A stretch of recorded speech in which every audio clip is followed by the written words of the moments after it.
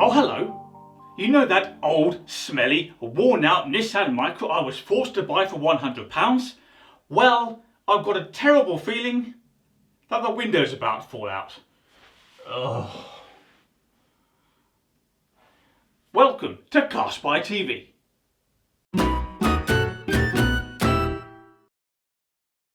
Right, this is the latest in a series of videos about this worn out car, so let's briefly recap what's happened so far. Initially, the car let in tons of water when it rained and the interior was horribly mouldy, so I dealt with those things first. I then replaced missing components such as the coil plugs for the engine, the air filter and the instrument cluster.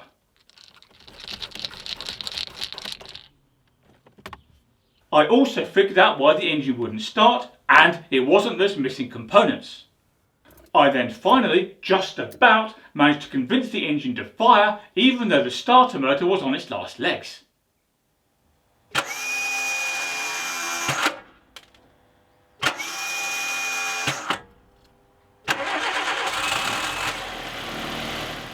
Finally, the car moved under its own power on the driveway. That was a good moment. So, what's the situation now? The Nissan Micra still starts, but only when it feels like it. That starter motor is still consistently problematic. So, sometimes the engine fires first time. Happy days. However, on other occasions, it takes many attempts to get that thing running. So, it would be a really bad idea to stall at the traffic lights. And there are other problems too. The most urgent is the driver's window, which was working perfectly but has now broken, all by itself, without being touched. So, let's have a look at the window and figure out how to repair it. The problem is that it won't stay closed unless it's held by gaffer tape. Look what happened when I removed the tape.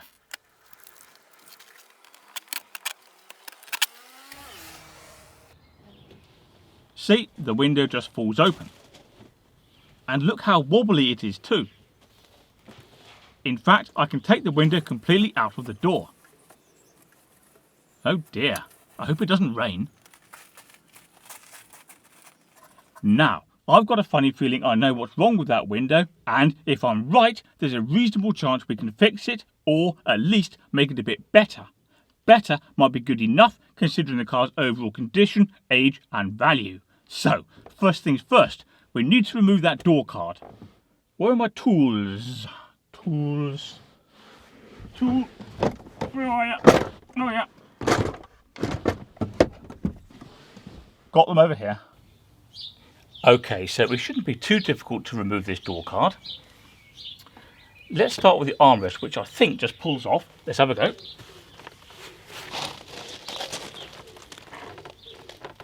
Oh, come on now.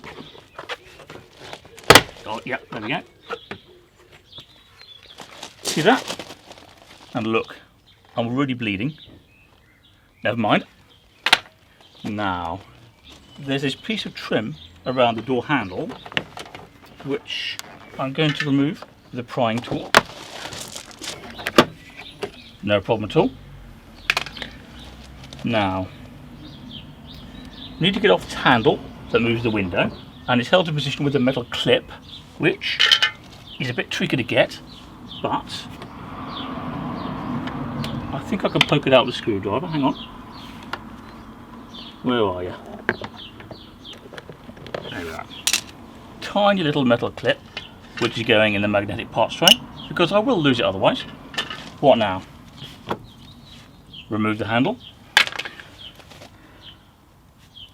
Now we've got a couple of screws here. Hopefully it's the right size bit. It is. Oh, hang on. Screwdriver going the wrong way.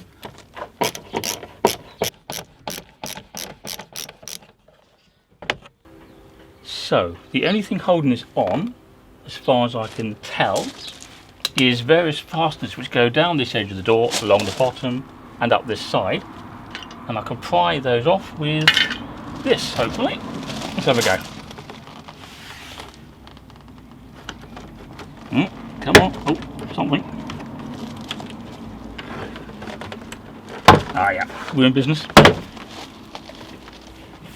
And now, hopefully, just lift it off.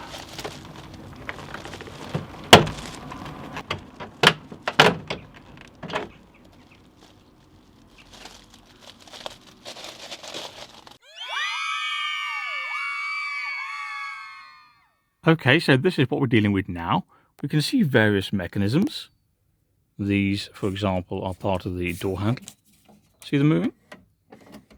We've also got the speaker down there, and that is the spindle for the window handle, which in fact I'm going to pop back on just temporarily because we'll need that.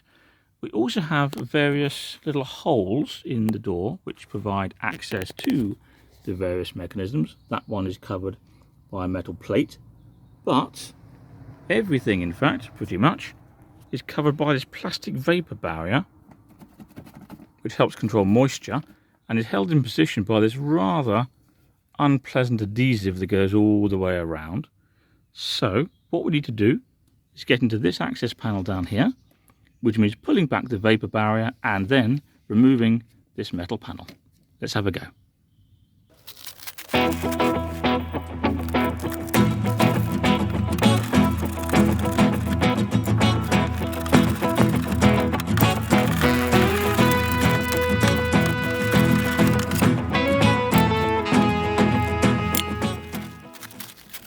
Okay, so I'm holding the vapor barrier back with gaffer tape so we can see clearly into this access panel. Now, look what happens when I turn the handle for the window.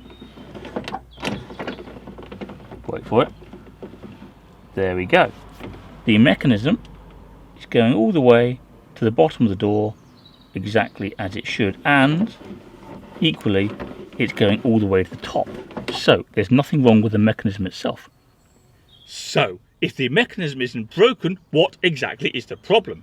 Well, it's quite simple. The glass has become detached from the mechanism. And that's about it. So, let's reconnect the glass. We're now looking down into the door from this angle. Note the white plastic clip at the end of the mechanism.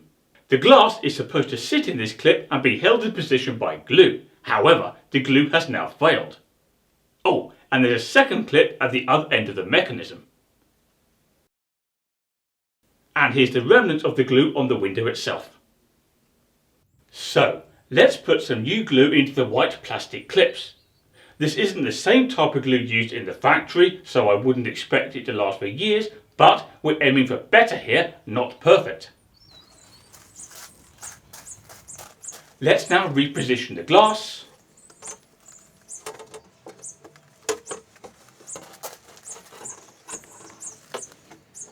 And make sure it's sitting in the clips. Let's also add some gaffer tape for extra strength. And there we go, the window's working. So, we can now put the car door back together.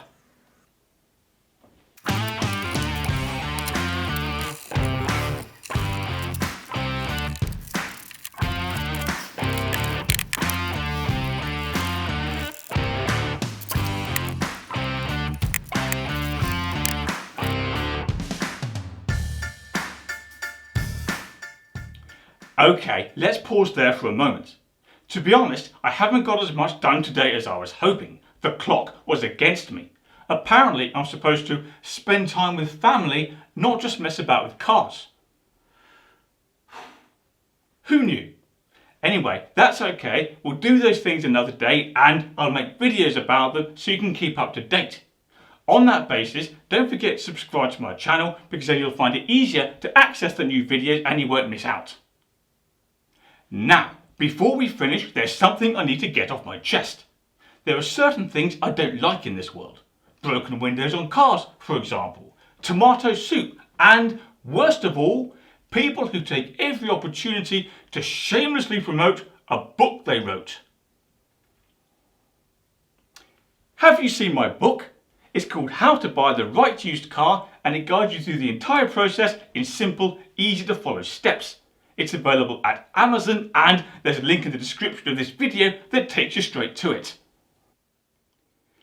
Yeah, that book plug was really subtle, wasn't it? Just Slipped right in there.